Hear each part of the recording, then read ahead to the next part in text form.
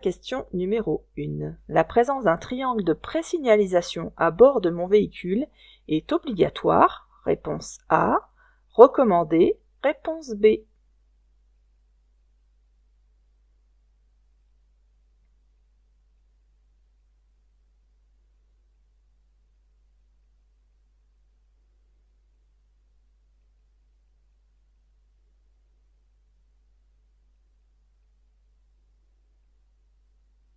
Alors, au niveau sécurité, quand vous êtes en panne ou vous avez un accident, il y a deux choses d'obligatoires.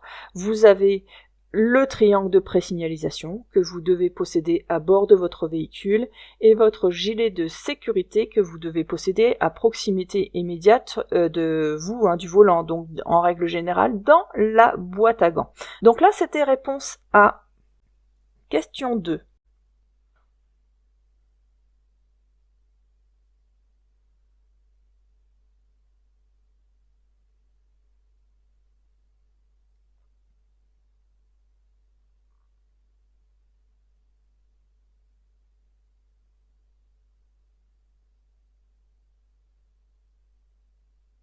Pour aller à Reims, je dois prendre la voie la plus à gauche.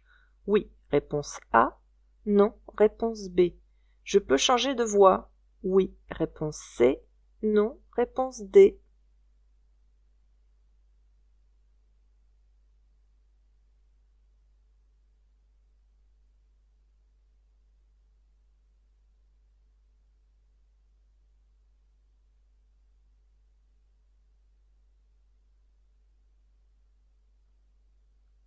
Celle-ci nous emmène direction de Troyes ou de Châlons-en-Champagne. D'ailleurs, ça sera l'autoroute avec un péage. C'est signalé, c'est écrit ici, avec un petit rectangle. Ensuite, la voie du milieu nous emmènera à Charleroi, Charleville aussi, à Châlons et à Reims. La voie de droite nous emmène à Cormontreuil. Donc pour aller à Reims, il faut que je vienne dans cette voie-là, ici, là. Voilà, il faut que je change de voie. Alors je vais regarder dans mes rétroviseurs et tout du long on voyait des voitures qui étaient vraiment très proches de nous. Et puis si on observe bien là, ici dans ce coin-là, eh bien il y a une voiture qui est sur ma gauche, qui est en grande partie dans mon angle mort. Donc je ne peux pas changer de voie. Donc là, je dois prendre la voie la plus à gauche. Non, réponse B, parce que c'est la voie du milieu. Est-ce que je peux changer de voie? Non plus, parce qu'il y a une voiture sur la gauche. Donc réponse D. Donc c'est B et D. Question 3. Le panonceau 50 mètres concerne le panneau d'obligation. Oui, réponse A. Non, réponse B. Le panneau d'interdiction. Oui, réponse C. Non, réponse D.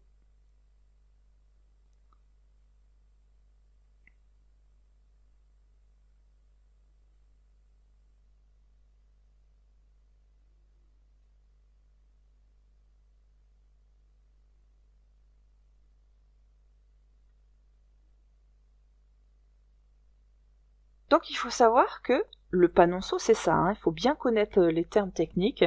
Donc ça c'est le panonceau. Donc le panonceau qui est situé juste en dessous d'un panneau d'obligation, là c'est ce qu'on voit ici.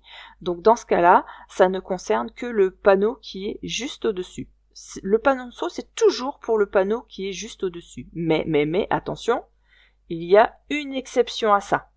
Alors l'exception c'est quoi? C'est quand le panonceau se situe en dessous d'un panneau d'interdiction. Donc vous avez votre panonceau qui est ici, ok. Là ensuite vous avez par exemple un panneau d'interdiction, allez je vous mets 50, et que juste au-dessus, eh bien il y a un panneau de danger. Allez je vous mets par exemple virage dangereux. C'est pour ça qu'il y a la limitation de 50. Eh bien là dans ce cas-là, le panonceau sera pour les deux panneaux. Ça, c'est l'exception. Donc, en règle générale, je répète la règle, les panonceaux ne sont que pour le panneau qui sont juste au-dessus et pas encore au-dessus. Mais l'exception, c'est quand vous avez un panneau d'interdiction associé avec un panneau de danger. Dans ce cas-là, c'est tout l'ensemble. Le panonceau fonctionne pour l'ensemble. Donc là, le panonceau de 50 mètres concerne le panneau d'obligation. Oui. Réponse A, ça c'est le panneau d'obligation, rond bleu. Et est-ce que ça concerne le panneau d'interdiction? Non, parce que ça ne concerne que celui qui est uniquement juste au-dessus. Donc réponse A et D. Question 4.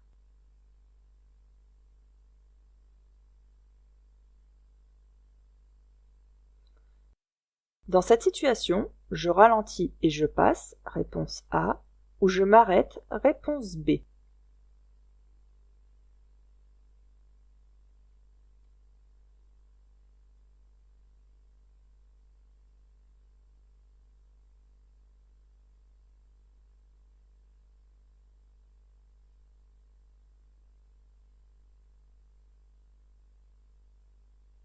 Alors si on revient en arrière, on peut constater qu'il n'y avait aucun panneau de signalisation. Il n'y avait pas non plus de marquage au sol.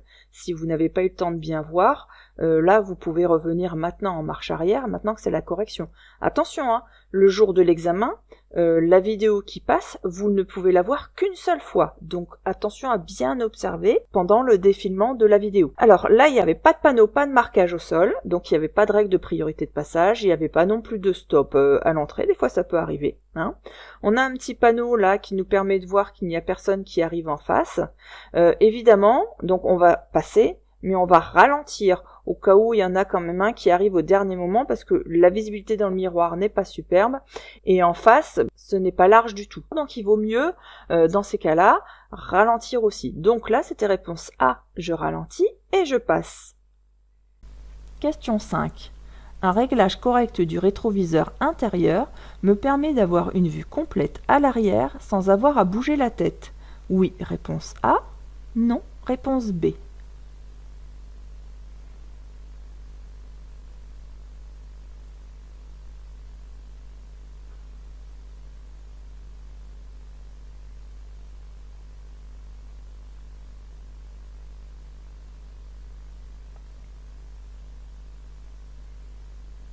Alors, on doit pouvoir voir dans les rétroviseurs sans avoir besoin de se pencher pour regarder à l'intérieur du rétroviseur, pour regarder ce qui se passe derrière. Donc attention à bien régler votre rétroviseur. Normalement, vous n'avez même pas à incliner la tête, à bouger la tête.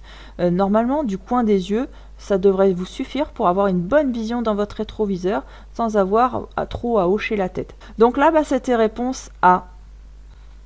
Question 6. En enclenchant le sélecteur de la boîte automatique sur P, parc, je suis dispensé de mettre le frein à main. Oui, réponse A. Non, réponse B.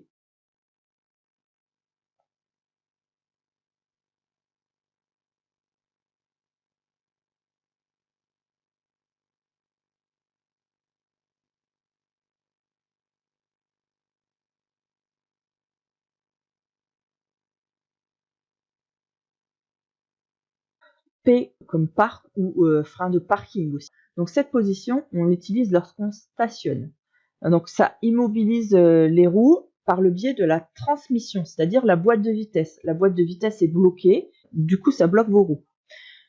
Pour arrêter la voiture, il faut freiner évidemment jusqu'à l'immobilisation de la voiture, jusqu'à ce qu'elle soit bien arrêtée, et vous enclenchez la position P. Mais il ne faut pas oublier non plus d'enclencher le frein à main, qui est encore différent. Le frein à main, c'est un câble qui va serrer vos roues. La position P ne suffit pas. Donc c'était réponse B. Question numéro 7. Cette situation est dangereuse. Pour l'enfant, oui, réponse A, non, réponse B. Pour les autres usagers, oui, réponse C, non, réponse D.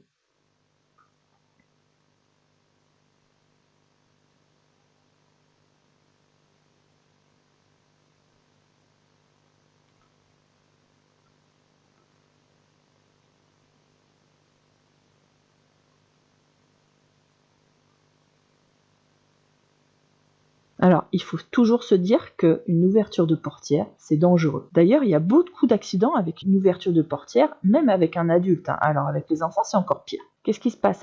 Ils risquent d'ouvrir et de descendre sans avoir regardé si un véhicule arrive, ou d'avoir mal évalué, et puis alors descend du véhicule au moment où il y a une voiture qui passe, et là, c'est l'accident. Parce qu'un enfant, il n'a pas les mêmes capacités de concentration, d'observation et d'analyse. Lui, il va peut-être estimer qu'il a le temps, où il va se dire la voiture m'a vu, donc j'ouvre la portière. Donc ça, il faut faire très attention à ça. Un enfant, on le fait toujours descendre du côté du trottoir. Évidemment, ça va être dangereux, à la fois pour l'enfant, mais aussi pour les autres usagers. Donc là, c'était réponse A et C. Question 8. Cette jauge permet de contrôler le niveau du lave-glace, réponse A, Du liquide de refroidissement, réponse B. D'huile moteur, réponse C.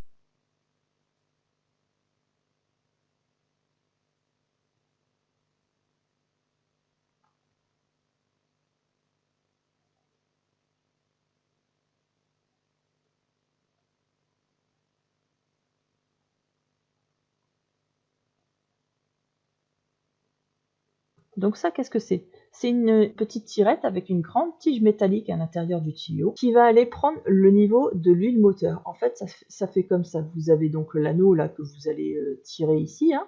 Vous avez l'anneau avec la tige métallique et vous avez deux petits crans qui sont comme ça. Voilà. Ensuite, ici, bah là, ça c'est le niveau maximum et ça c'est le niveau minimum. Donc l'idéal, c'est que vous ayez votre niveau d'huile qui soit dans cette zone-là, obligatoirement. L'idéal, c'est d'être proche du maximum. Comme ça vous laisse le temps de voir si vous avez une perte d'huile, par exemple, ou si vous n'en avez pas assez.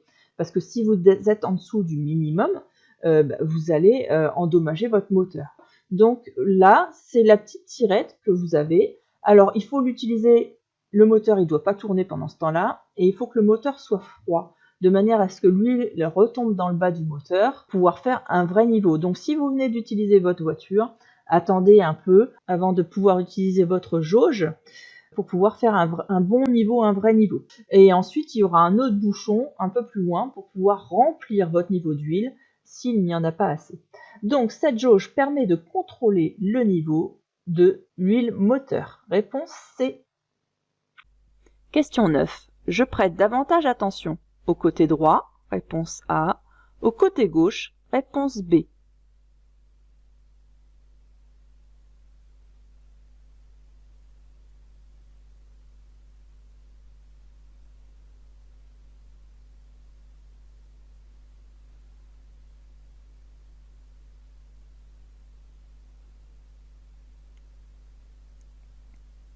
Alors qu'est-ce qui se passe? On arrive sur un feu rouge. Les véhicules en face, est-ce que ils sont dangereux, particulièrement dangereux? Non, ils circulent dans leur voie. Il n'y a pas de danger sur le trottoir qui fait qu'ils pourraient s'écarter là, ou du moins on voit rien. Par contre là, il y a un danger important.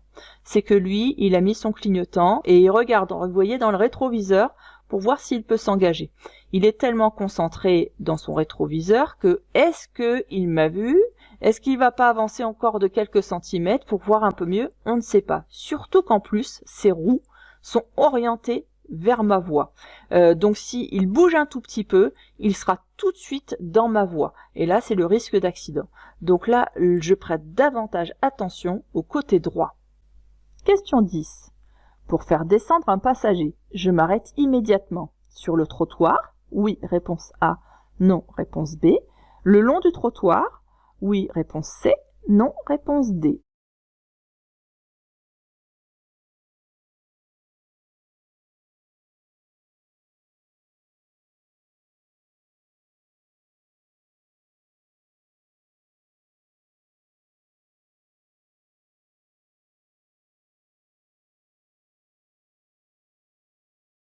Donc, nous sommes en agglomération. Et la règle en agglomération, elle nous dit que c'est interdit de stationner sur les trottoirs, sauf si on a un panneau ou un marquage au sol qui nous l'autorise. Là, c'est pas le cas, donc je n'ai pas le droit d'utiliser le trottoir. Est-ce que je peux stationner le long du trottoir? Normalement, c'est ce qui se passe en agglomération. On peut stationner le long d'un trottoir, sauf à proximité d'un virage, d'une intersection. Il y en a plein d'autres. À vous de chercher sur votre livre de code si vous ne savez pas toutes les conditions. Je vous invite à réviser ça, ça vous évitera de vous faire avoir. Mais là, vous avez vu, on est à proximité d'un virage. Donc on ne peut pas, parce que si je m'arrête ici, le véhicule qui va être derrière moi va être obligé de se retrouver en contresens alors qu'on n'a pas de visibilité en face. Donc c'est pour ça que c'est interdit à proximité d'un virage. Donc là, pour descendre un passager, est-ce que je m'arrête immédiatement sur le trottoir? Non, c'est interdit. Réponse B. Le long du trottoir? Non plus, puisque je suis à proximité d'un virage. Donc réponse B et D. Question 11. La voiture blanche est correctement stationnée. Oui, réponse A. Non, réponse B.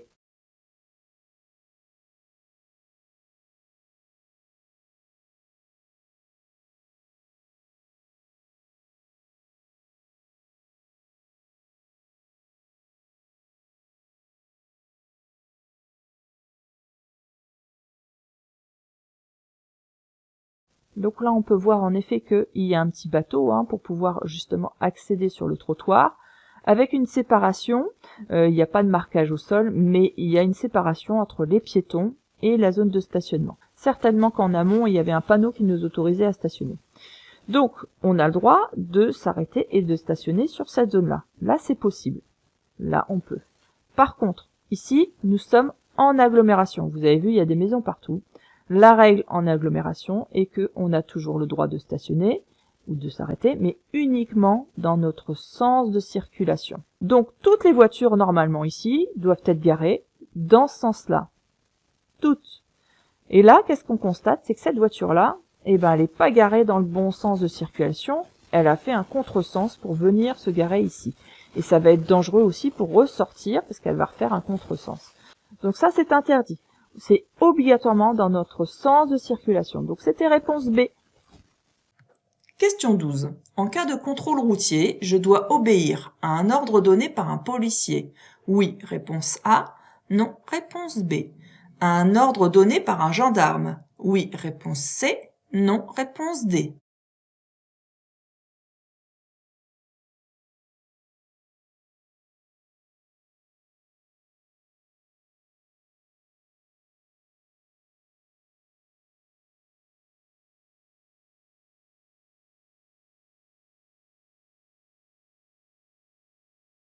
Je dois toujours obéir à un ordre donné par un agent des forces de l'ordre. Les forces de l'ordre, ça peut être la gendarmerie, un gardien de la paix, la police nationale, la police municipale. Donc je dois obéir à tous ces agents-là.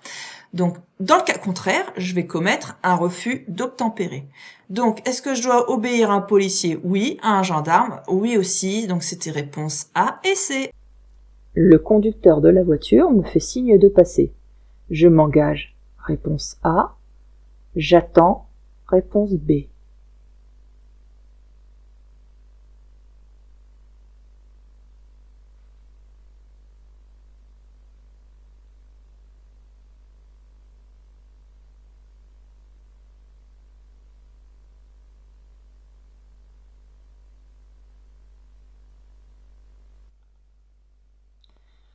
Alors, on peut voir que ici, on tourne à gauche.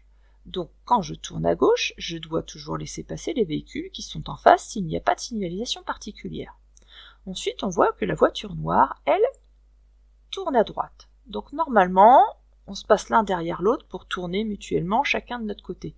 Ça, je vous ferai une petite vidéo là-dessus pour vous expliquer un petit peu comment ça fonctionne dans ce genre de situation.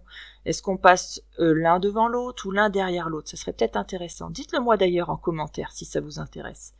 Voilà, alors, on en parlera un peu plus tard dans une autre vidéo de ce type de croisement.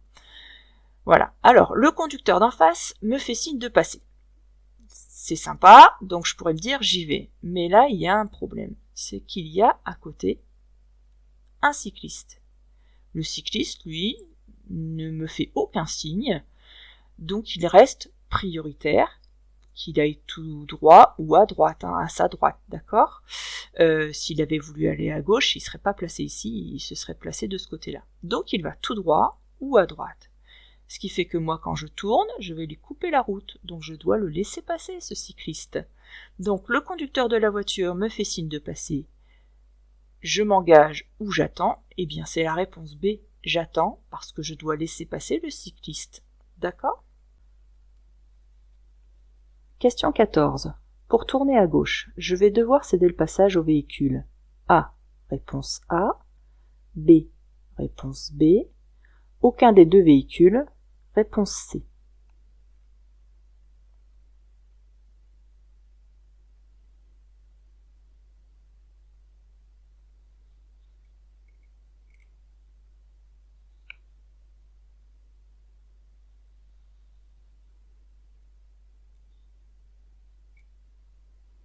On observe ici, il y a un feu vert. Donc quand il y a un feu vert, je peux passer.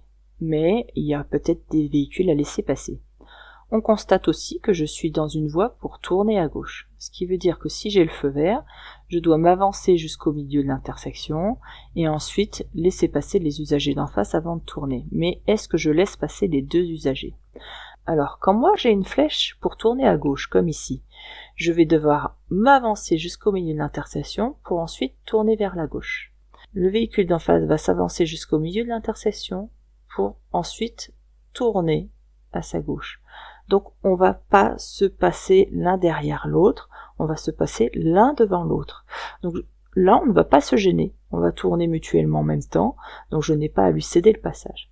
Par contre en face, lui sa route principale c'est celle-ci. Ok ? Et moi je vais traverser l'axe principal. Donc je n'ai pas à lui couper la route comme ça. Il est prioritaire puisqu'il sera à ma droite. Donc pour tourner à gauche, est-ce que je vais devoir céder le passage au véhicule A ? Oui. Au véhicule B ? Non. Donc là c'était la réponse A. Question 15. Le conducteur de ce camion peut voir mon véhicule ? Oui, réponse A. Non, réponse B.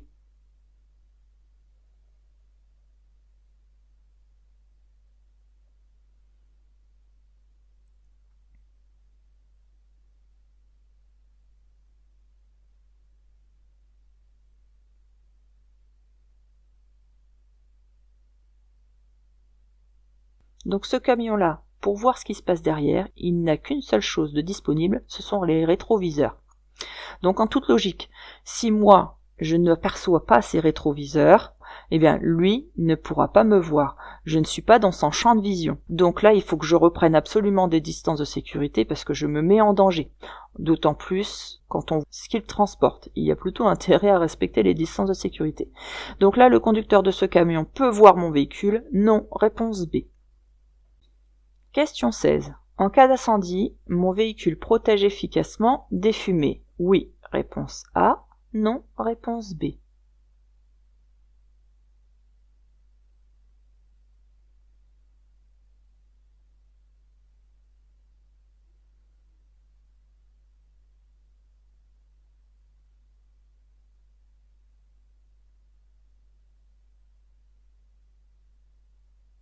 Donc non, un véhicule ne protège pas du tout des fumées toxiques. Il y a toujours des aérations qui passent. Quand vous êtes dans un tunnel et qu'il y a des fumées toxiques, vous devez, si personne ne l'a fait déjà dans un premier temps, alerter par le poste de sécurité la sécurité du tunnel, les personnes qui travaillent dans le tunnel, il y a un système de sécurité pour ça. Et ensuite, allez vous protéger en allant dans une sortie de secours. Là, c'est le seul endroit où vous serez protégé des fumées toxiques et de la chaleur. Donc là, c'était réponse B, non. Question 17. En quittant mon véhicule, je vérifie le bon serrage du frein de parking. Oui, réponse A. Non, réponse B. Je vérifie que toutes les portes sont bien verrouillées. Oui, réponse C. Non, réponse D.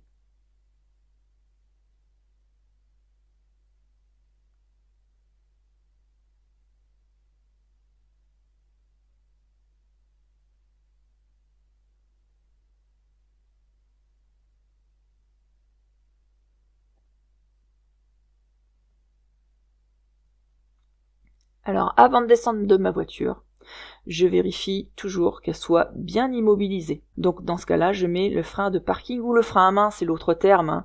Donc, je serre bien mon frein à main, le frein de parking, mais aussi sur les boîtes automatiques. Donc, il y a le petit bouton P pour faire frein de parking, d'accord, à enclencher. Sur une voiture à boîte manuelle, je peux même laisser, c'est conseillé, si vous êtes en pente, de laisser une vitesse d'enclencher la première ou la marche arrière.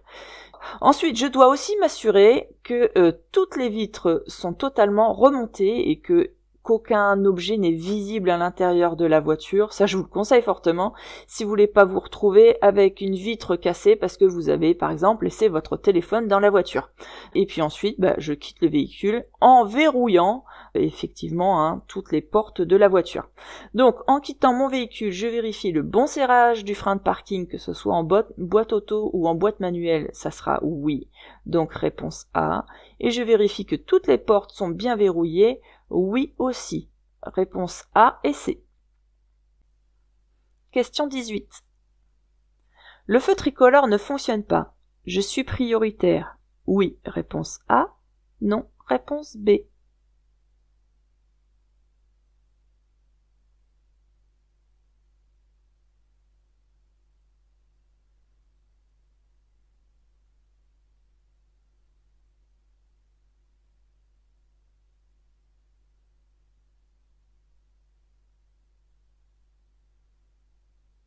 Alors la règle est que quand un feu ne fonctionne pas, comme ici, on va regarder la signalisation. Donc on va regarder les panneaux et les marquages au sol. Bon bah là c'est assez rapide parce qu'on a ce panneau-là qui nous dit que nous sommes sur une route à caractère prioritaire.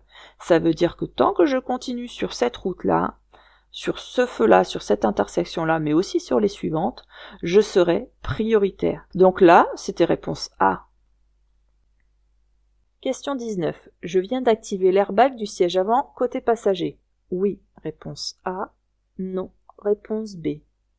Dans cette situation, sur le siège avant, je peux transporter un bébé de 7 mois dans un siège dos à la route. Oui, réponse C. Non, réponse D.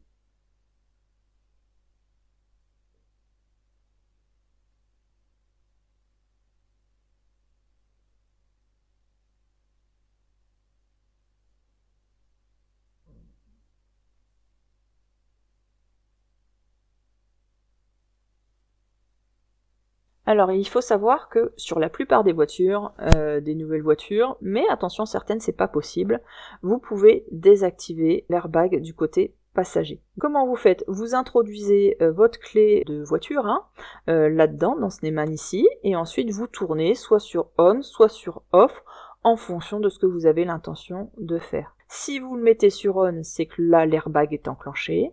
Si vous le mettez sur off, vous avez désenclenché, donc désactivé l'airbag. Ici, on voit que la clé, enfin le trou de clé de serrure est orienté vers off. Ça veut dire que là, il est désactivé. Donc l'airbag ne s'enclenchera pas.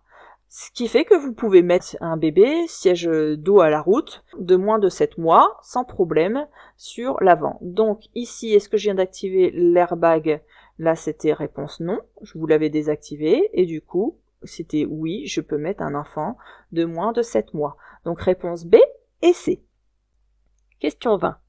La distance de freinage est allongée par des amortisseurs usés. Oui, réponse A. Non, réponse B.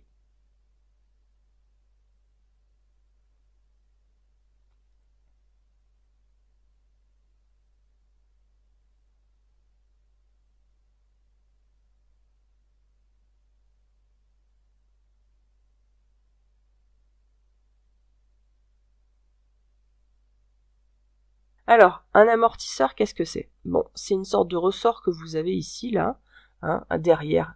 On imagine, derrière, là, vous avez un petit ressort qui est là. À quoi il sert, ce ressort? Je l'ai simplifié, parce qu'il y a aussi un amortisseur au centre, mais bon, je l'ai simplifié. Là, vous avez un amortisseur. Il permet à la roue d'être toujours en contact avec le sol. Donc, il évite que la roue rebondisse, en fait. Donc, il presse votre roue au sol, ok? Et puis il évite quand vous avez une bosse que la roue aussi ne remonte de trop vers le haut. Donc grâce à ces deux actions-là, que ça évite que ça remonte trop et que ça le presse au sol, le pneu est toujours en contact avec le sol. D'accord? Si votre amortisseur là est usé, eh ben votre roue, elle va rebondir. Et un coup, elle touchera le sol, un coup, elle touchera pas. Et au moment où elle touchera pas le sol, si vous freinez, la voiture, elle freinera pas parce qu'elle touche pas le sol. Donc, ça ralentit pas votre voiture. Ce qui fait que votre distance de freinage, elle va être allongée. Donc, c'est important d'avoir des amortisseurs en bon état. Donc là, la distance de freinage est allongée par des amortisseurs usés. Oui, réponse A. Question 21. Je tiens compte principalement du marquage au sol. Réponse A. Du regard de la conductrice à droite. Réponse B.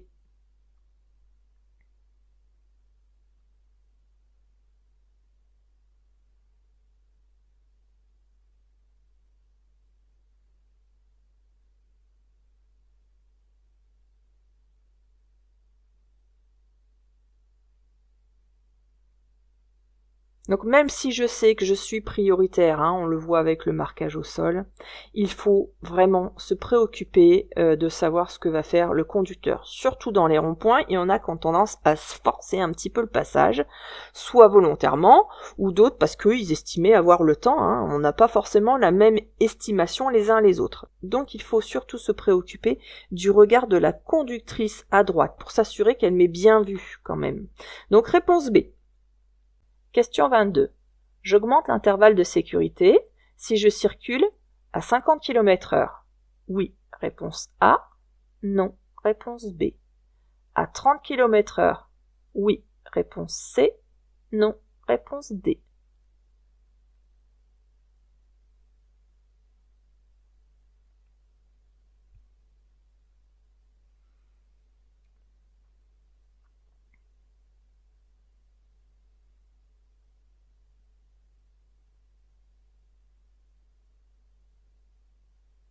Alors, qu'est-ce qu'on constate? On constate qu'ici, il y a de la neige. Le véhicule devant freine.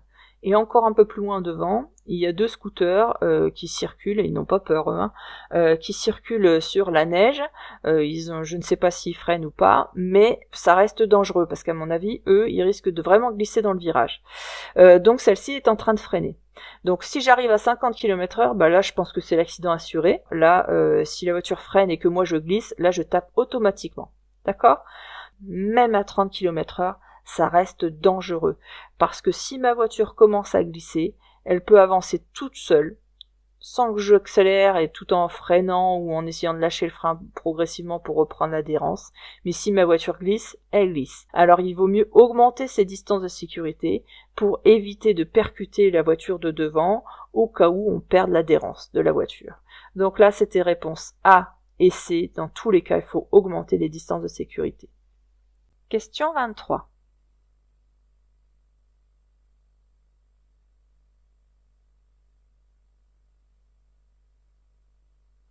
À cette intersection, je passe le premier, réponse A. Je peux aller à gauche, réponse B. Je peux aller tout droit, réponse C. Je peux aller à droite, réponse D.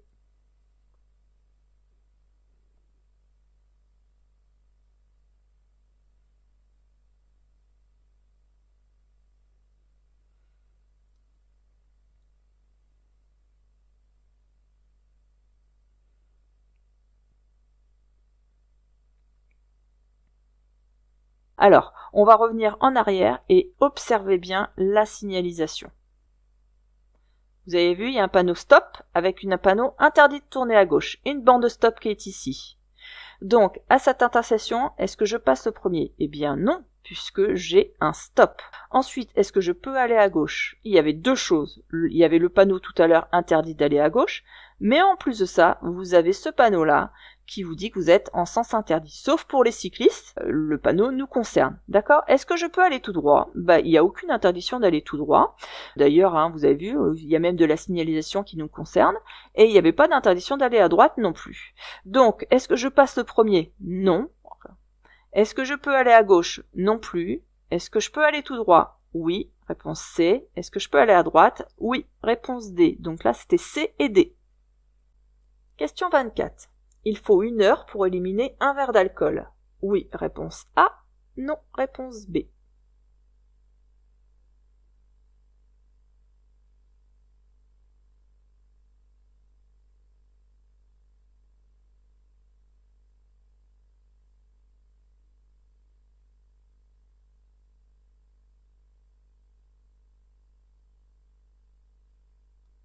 Alors il faut savoir que c'est le foie qui élimine en grande partie l'alcool, jusqu'à 95% quand même. Mais chaque individu n'élimine pas tout à fait pareil la même quantité d'alcool. Ça peut varier entre 0,10 et 0,15 grammes par litre de sang en 1 heure. Donc pour éliminer totalement un verre d'alcool, 2 heures ne suffisent pas.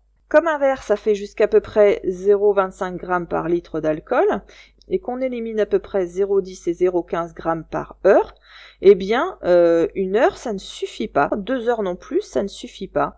Donc, il faut un peu plus de 2h30 pour éliminer un verre d'alcool. Donc, c'était réponse B. Question 25. La circulation va se faire sur la voie de gauche, réponse A, sur l'autre chaussée, réponse B.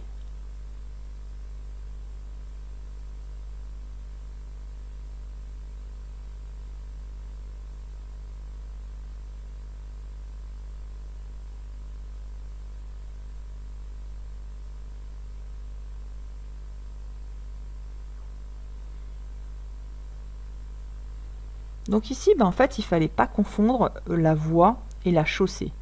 Alors, qu'est-ce que c'est que la chaussée? La chaussée, c'est la route sur laquelle on roule. Et là, vous voyez, elle est séparée par un terre-plein central.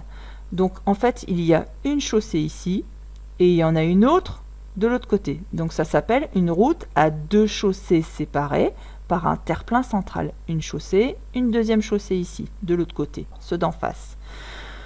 Donc, est-ce que moi je vais devoir changer de chaussée? Non, je n'ai pas à changer de chaussée. Sinon, ça serait ce panneau-là. Ensuite, est-ce que je dois changer de voie? Dans 600 mètres, on nous dit que la voie de droite, eh bien, elle s'arrêtera et on devra emprunter la voie de gauche. Donc, il faudra en effet circuler sur la voie de gauche tout à l'heure. Donc, c'était réponse A. Question 26. Étant en période probatoire, je commets un excès de vitesse supérieur à 50 km/h. Mon permis de conduire peut être invalidé. Oui, réponse A. Non, réponse B.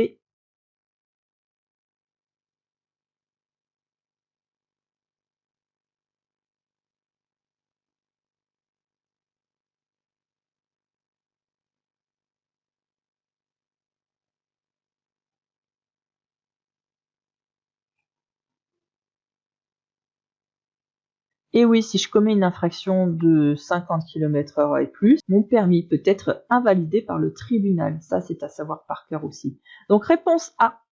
Question 27. Le moteur est coupé, le conducteur descend immédiatement. Oui, réponse A. Non, réponse B.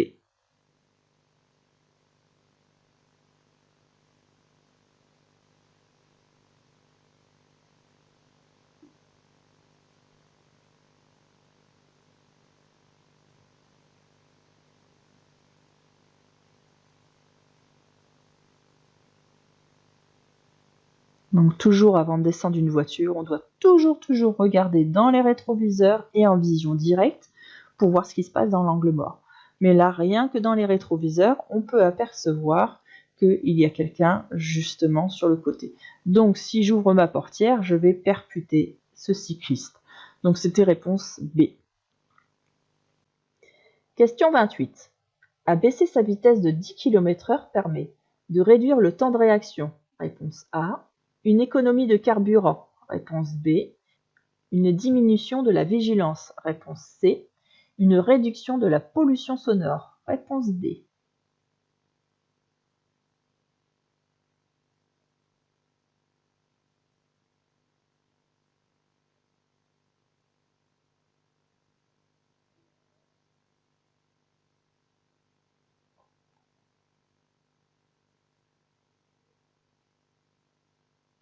Le temps de réaction, que vous rouliez à 50 km/h ou à 60 km/h ou à 70, c'est pareil. Il est toujours en moyenne à peu près de 1 seconde, le temps de réaction. Il varie pas, lui.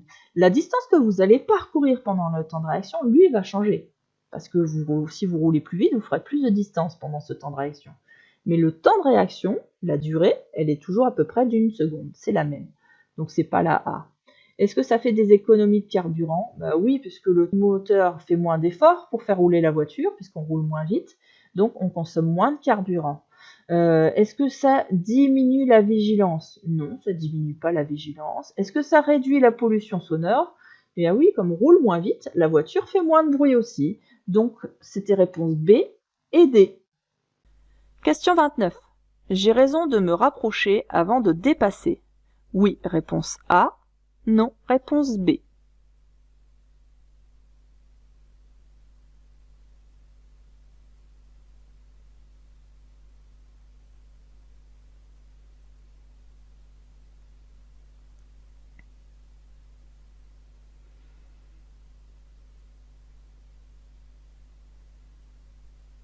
Alors là, on a le droit de dépasser, hein. Le marquage au sol nous autorise à dépasser.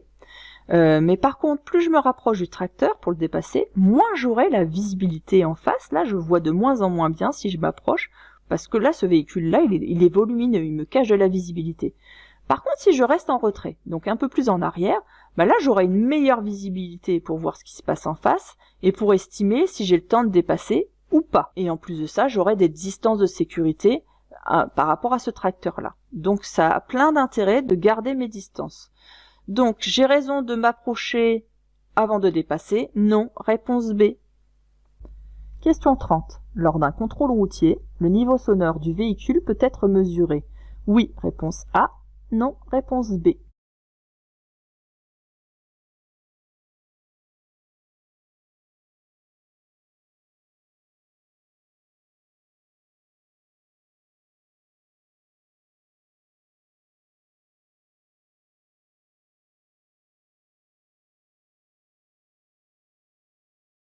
Et oui, la police ou la gendarmerie ont des équipements exprès pour justement faire les contrôles de niveau sonore. Ils peuvent faire une mesure, donc c'était réponse A. Question 31. Avant un passage pour piétons, je laisse un intervalle de 5 mètres minimum. Si je stationne, oui, réponse A, non, réponse B. Si je m'arrête, oui, réponse C, non, réponse D.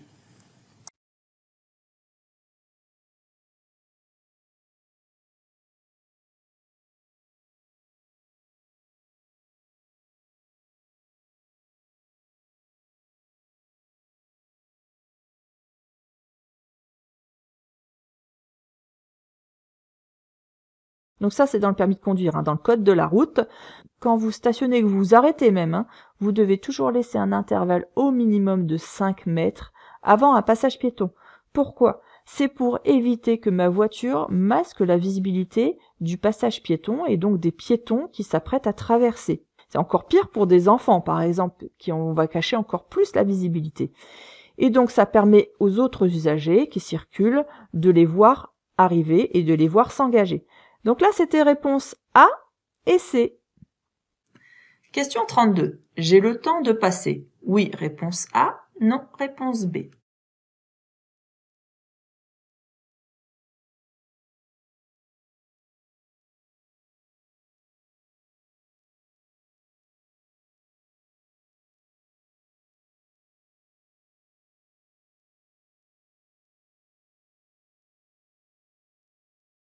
Alors là, on peut voir que le feu est orange, donc les barrières vont se baisser.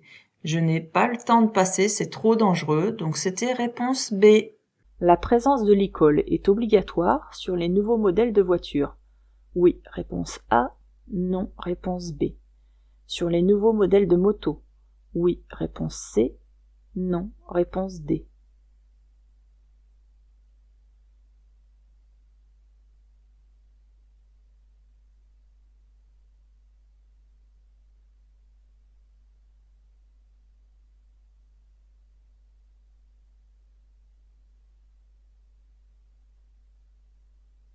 Donc, qu'est-ce que l'e-call ? Eh bien, c'est un système d'appel pour si vous avez un accident. Donc, soit vous appuyez sur le bouton, soit il va y avoir une détection automatique des chocs, et avec un système de géolocalisation, et donc ça va appeler les secours qui vont arriver beaucoup plus rapidement. Ce système d'e-call est obligatoire sur les nouveaux véhicules, les véhicules neufs, depuis le mois de mars 2018. Donc, sur les nouveaux modèles de voitures, oui, c'est obligatoire. Réponse A. Ça n'existe pas encore sur les modèles de moto, c'est toujours pas obligatoire. Donc là, c'est réponse D. A, D. Question 34. Avant de monter dans le véhicule, il est préférable d'en faire le tour. Oui, réponse A. Non, réponse B.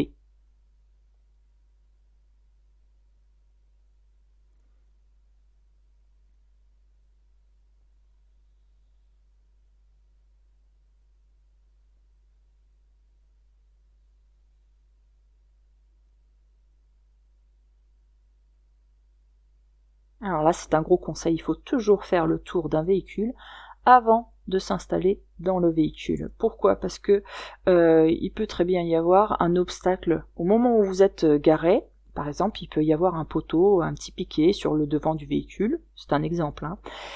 Vous vous garez, vous faites attention à ce piquet-là. Et puis vous revenez quelques heures plus tard, ou voire le lendemain, ou 2 ou 3 jours plus tard, et vous repartez. Vous enclenchez votre première, vous repartez en marche avant parce que vous pensez qu'il n'y a personne, qu'il n'y a rien, et vous avez oublié le poteau, le petit piquet, et là, c'est l'accident. Donc, avant de monter dans le véhicule, il est préférable toujours d'en faire le tour. Oui, réponse A. Question 35. J'utilise une raclette pour enlever la couche de givre présente sur mon pare-brise. Oui, réponse A. Non, réponse B. Je peux actionner le désembuyage du pare-brise pour accélérer le processus. Oui, réponse C. Non, réponse D.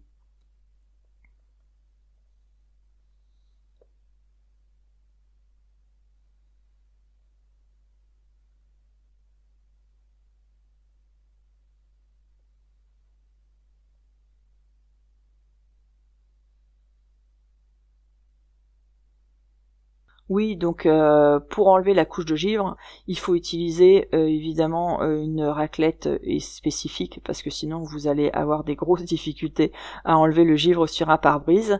Des fois même avec une raclette c'est bien compliqué.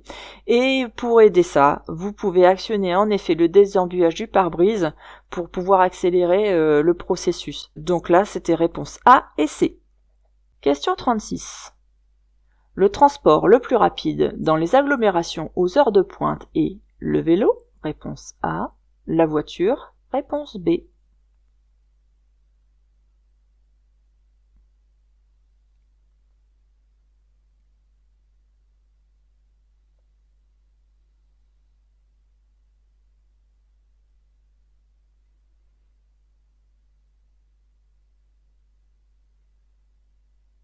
Et bien pour vous donner une idée, dans les bouchons, en voiture, il nous faut à peu près 27 minutes pour parcourir 3 km, 18 minutes en transport en commun, ça met 12 minutes en vélo.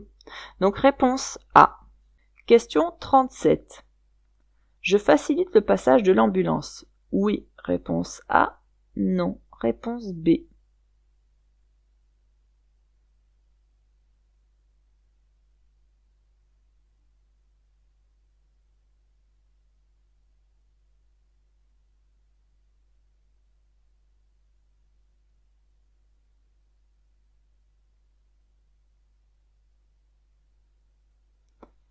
Alors, cette ambulance, elle est en mission urgente parce qu'on le voit avec ces avertisseurs là. Donc là, c'est bien de lui faciliter le passage dans cette situation. Donc moi, je vais ralentir, je vais mettre mon clignotant à droite pour l'informer que j'ai l'intention de la laisser passer et je vais serrer le bord droit puisque j'ai la possibilité de le faire. Donc je facilite le passage de l'ambulance. Oui, réponse A. Question 38. Pour dépasser ce piéton, je respecte un intervalle de 2 mètres, réponse A, 1 m 50, réponse B, 1 mètre, réponse C, 0,50 m, réponse D.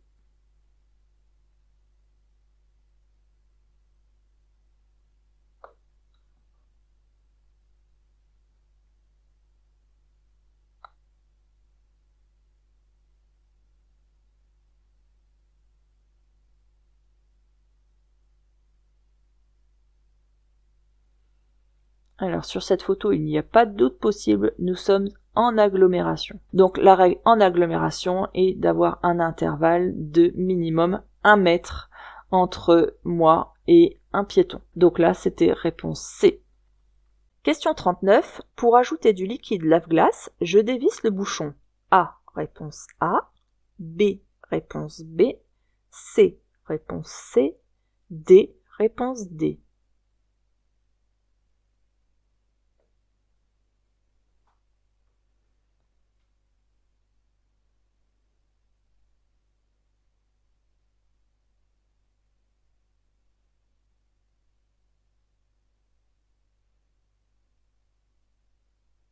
Donc là, sur le A, c'est pour le liquide la glace. Pour le B, c'est tout ce qui est liquide de refroidissement. Quand vous avez une petite température comme ça, c'est le liquide de refroidissement. Pourquoi vous avez le petit panneau attention danger? C'est parce qu'il faut surtout pas ouvrir à chaud. Ensuite, vous avez le C. Donc ça, c'est le petit symbole du freinage, surtout à faire par un professionnel. C'est pour ça que vous avez le petit symbole danger aussi. Et ensuite, vous avez le bouchon D, là, qui indique le remplissage d'huile moteur. Donc là, c'était réponse A. Question 40. Je circule sur autoroute. Oui, réponse A. Non, réponse B.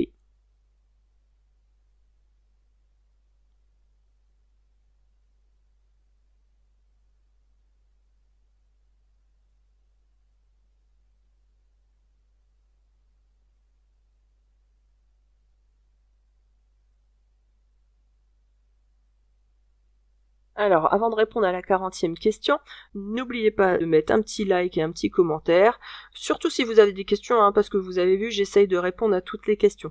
Et puis pareil, n'hésitez pas en attendant la prochaine série à refaire toutes les autres séries, ne vous inquiétez pas, elles sont toutes à jour. Le jour où il y aura une évolution au niveau de la réglementation, j'enlèverai cette série-là, parce qu'elle sera plus à jour, et je vous en proposerai une autre à la place. Alors, concernant cette question-là, est-ce que je circule sur autoroute ou pas? Il y a un indice à savoir, et ça, vous devez le savoir par cœur aussi.